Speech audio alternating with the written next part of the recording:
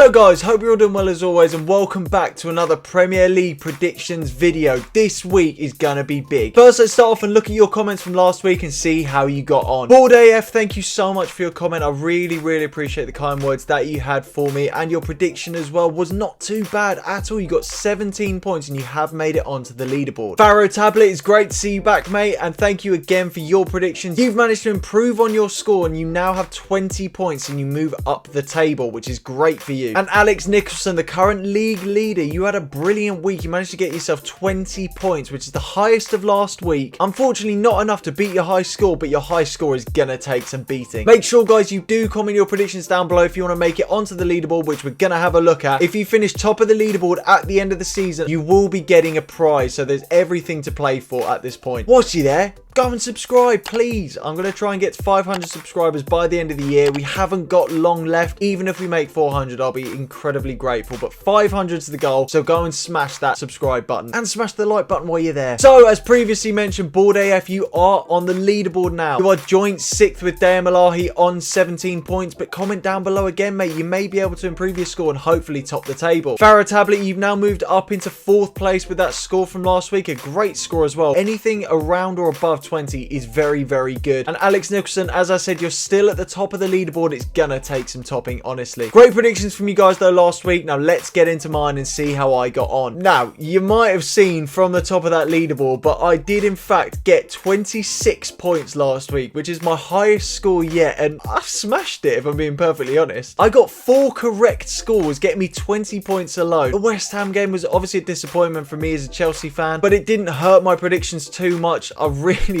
want to try and beat Alex Nicholson.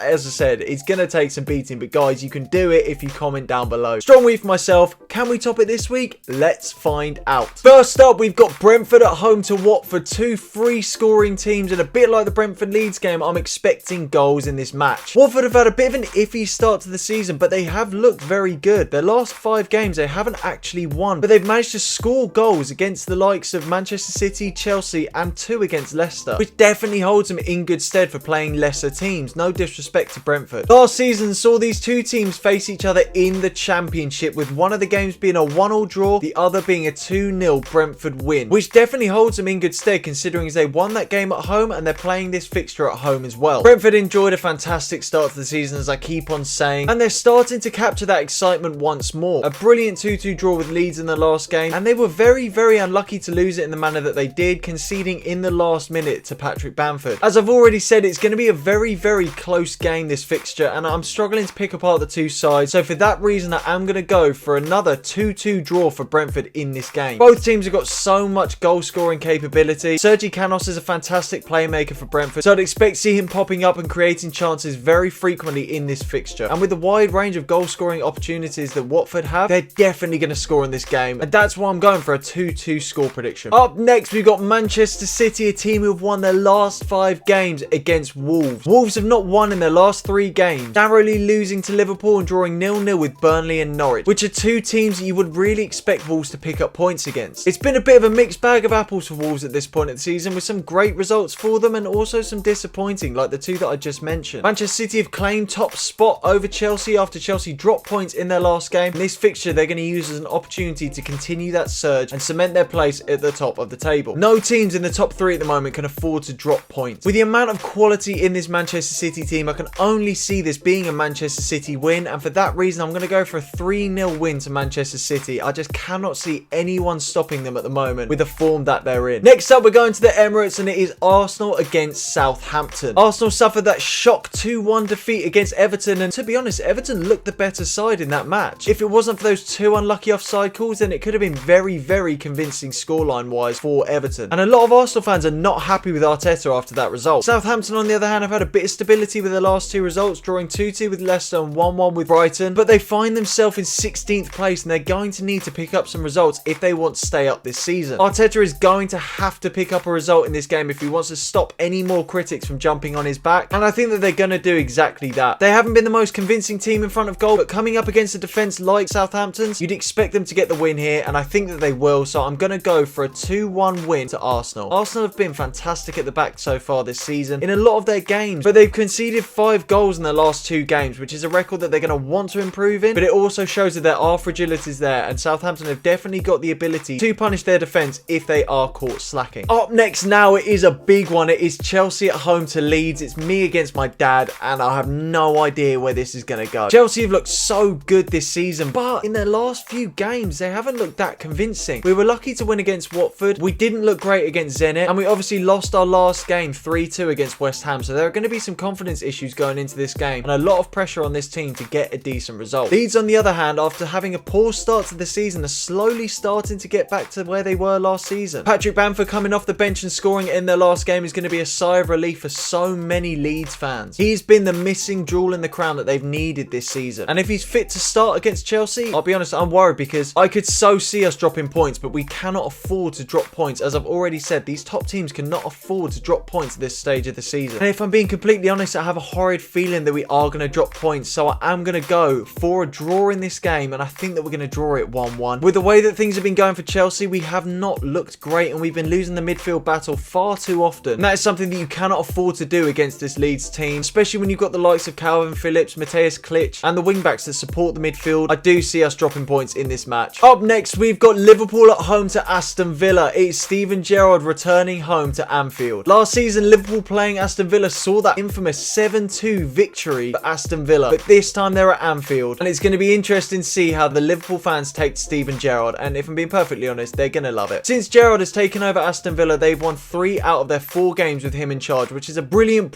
record for him. Liverpool, on the other hand, have won their last 4 games, and they've scored 13 goals in their last 3 games, being absolutely relentless. With that being said, however, they struggled to score goals against Wolves, and they squandered a lot of big chances, which they can't afford to do against a team like Villa when they're in such good form. Mohamed Salah leads the current goal scoring charts in the Premier League, as well as the assist charts. He's having a fantastic season and is crucial to Liverpool's attacks going forward. I think he's going to have a great game, and he needs to if Liverpool want to get a solid result against Aston Villa, and I think that they will. I think they're going to win this one fairly comfortably, unfortunately for Stevie G, and I think that they are going to win this one 3-0. A bit like when Aston Villa played Manchester City. I think it's going to be a step too far too soon for Steven Gerrard and this Aston Villa team, and I fully expect Liverpool to take the 3 points very convincingly at home. Right guys, I do just want to say, if you have enjoyed the video so far, please like, please subscribe, and comment your predictions down below to potentially be in with a chance of winning a prize at the end of the season if you top the subscriber leaderboard. There's plenty to play for, and it's cool because you get shouted out like everyone else at the beginning of the video, and you can show your friends and you can flex that this random guy on the internet has said my name. The last Saturday kickoff that we've got is Norwich at home to Manchester United, and Manchester United have looked brilliant in their first game under Ralph Rangnick. Since Ole Gunnar Solskjaer got the sack, Manchester United have been unbeaten, drawing 1-1 with Chelsea, winning 3-2 against Arsenal, and beating Crystal Palace 1-0. This match is a great opportunity for them to continue that fine form and push higher up the table, closer to the top 4. Norwich, on the other hand, had a brief period where they were looking good. They were unbeaten for 4 games, but they lost their last game very convincingly 3-0 against the out of form Tottenham side. And I think that with the form that Manchester United find themselves in at the moment, it's going to be more pain and misery at Carrow Road. It's a great opportunity for the likes of Ronaldo, Sancho, Rashford to step up, and for the latter two to stake a claim for more regular first team football. Let's just put it this way, I've got Cristiano Ronaldo as my captain on fantasy football, and I fully expect him to deliver for me in this game. I can only see this going one way. I can only see Manchester United winning this, and I think it's going to be big, you know. I'm going to go for a 6-0 Manchester United win. I'm going out there, but I do think that there's going to be a lot of goals. It's going to be convincing, and under this new manager, I think it's going to be far too much for Norwich to deal with. Right guys, so I have been editing the video, and whilst I've been doing so, it's just been announced that the Tottenham-Brighton game has been called off, so we're not going to include any predictions for that game, and for that reason there is no prediction on my behalf for that game. However, I have just been watching the True Geordie live stream, the 5-side fundraiser that he did for the Alan Shearer Foundation, which was a brilliant stream. If any of you guys would have watched it, you would have seen how great it was, and his speech at the end genuinely choked me. He's someone who's inspired me a hell of a lot since a pretty young age. I've been watching his podcast. I'm going to put a link in the description for the fundraiser that he's done for the Alan Shearer Foundation. You don't have to give a lot, you don't have to give anything, but if you do choose to give something, it would mean a lot to me because I know it would mean a lot to him. Anyway guys, with all that being said, back to the video. The second 2 o'clock kickoff on Sunday that we're going to be focusing on is a battle of the Clarets. It's Burnley at home to West Ham United. West Ham managed to end that poor run of 3 games without a win by beating Chelsea 3-2. Cheers for that, lads. And their top 4 contentions are back on track. They're still in 4th place and they're still looking very, very good. Burnley, on the other hand, have not won in their last 4 games, losing their last fixture in their a relegation 6-pointer against Newcastle, which is going to be crucial come the end of the season. The two top scorers in these teams are Michail Antonio and Maxwell Cornet on 5 and 6 goals respectively, and I think it's going to be a very closely fought fixture in this match. Jarrod Bowen is having a fantastic season and he looked very good against Chelsea. He managed to cause us a lot of problems. Keeping this one short and sweet, I think that there's way too much quality in that West Ham team to not get a result, although it's always difficult going up to Burnley. For that reason, I'm going to go for an away win, and I think that West Ham will win this one. It's going to be close, but I think that they will win it 3-1. And I think it's going to be a case where the scoreline makes it look more comfortable than the game is actually going to be, but I fully back West Ham to get a good result here, but it will be typical West Ham if they drop points in this fixture after picking up such a good result against Chelsea. The second to last fixture that we're going to focus on is Leicester at home to Newcastle. Newcastle, as I just mentioned, won that last 6-pointer against Burnley, and it's going to be a good opportunity for them to potentially pull off an upset against a struggling Leicester side. Leicester lost their last game 2-1 against Aston Villa and drew the game before that 2-2 against Southampton, which are two results that last season you would not have expected. Leicester still find themselves in the bottom half of the table, and they're going to need to rectify that, especially if Brendan Rodgers wants to keep his job come the end of the season. Jamie Vardy is still scoring goals for fun, and I think he's going to be integral in this match against a very old and slow Newcastle defence. So expect to see him getting in behind a lot and testing Dubravka. Leicester have won 3 out of the last 4 meetings between these two sides in the Premier League, and I'm finding it really hard to see it going any other way for this fixture. In fact, I'm going to back Leicester in this game. I think they've got way too much quality against this Newcastle side that needs investment in the January transfer window, and I think that Leicester will win this one really comfortably and potentially even shoot up the table. I think it's going to be a 3-0 win to Leicester in this match. The final game that we're going to be focusing on is Crystal Palace at home to Everton, and Everton picked up a fantastic 2-1 win against Arsenal in their last fixture. It could have potentially even been more comfortable had Richarlison's goals not been disallowed for offside, and I thought when he finally scored, the celebration of raising the imaginary offside flag was a very good gesture. Crystal Palace, on the other hand, have had a great season, but they've really struggled in their last 4 games, not winning and losing their last 3. They picked up some disappointing results in their last 4 games, as I've already mentioned, but there's still the quality in that team. If Benteke can find the back of the net and Edouard can find the back of the net, Gallagher keeps on creating those chances and they just solidify a little bit more at the back, there's no reason why they can't win this game. Because although Everton looked so good against Arsenal in their last game, it's still a very weak side who are still very much out of form. It's going to be a very close fixture, this one, and it's very difficult to predict. In their last 5 meetings in the Premier League, there have been 3 draws, and I think it's going to be another draw in this game. I do think that both teams are going to score in this game because they have both been very leaky at the back in their last few games, and I'm going to go for a 1-1 draw in this game. Ultimately, I feel like Everton fans will be wanting the win in this game, but I don't think they're going to get it, and as I said, I think it's going to be a 1-1 draw. Right, so that is it, guys. Thank you so much for watching, as always, and please do subscribe if you haven't. I'm sure that you are sick of hearing me saying it, but it would mean a hell of a lot to me. Your guys' comments are always so lovely, so you know what, if you want to call me a nonce, call me a nonce, because I think I've done pretty well so far. Comment your predictions down below, as I said, for a chance of winning a prize at the end of the season. I haven't decided what it is, but we'll decide nearer the time. You know, it's a bit of fun. It could be cool. It will be cool. I'll make sure it's good. Anyway, guys, thank you so much for watching. See you in the next one. Take care. Peace and love.